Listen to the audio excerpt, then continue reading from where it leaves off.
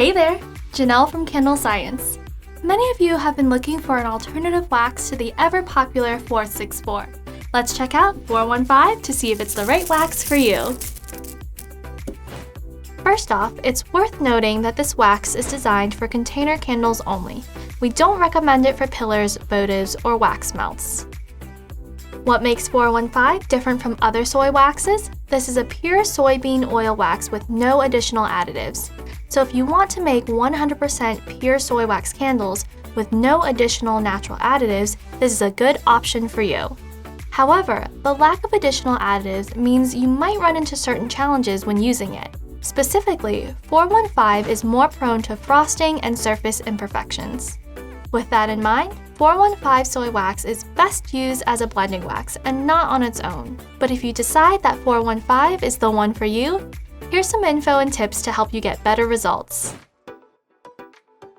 415 has a melt point of 121 to 125 degrees Fahrenheit, which is slightly higher than other soy container wax blends. This means that candles containing 415 can potentially hold their shape better in warmer weather. Something to keep in mind if you have to deal with hot summer heat in your area.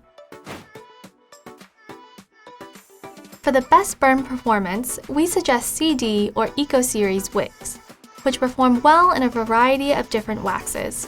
If you're looking for more tips on wicks, be sure to check out our wick guide. Keep in mind, it's always best to do your own testing. This is especially true if you're creating your own wax blends.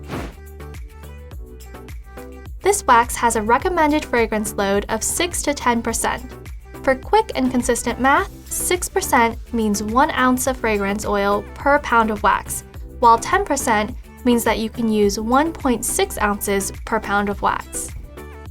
Remember, we all want our candles to smell amazing, but going above that 10% threshold can lead to burning issues. And to help ensure that the fragrance bonds evenly, add at 185 degrees.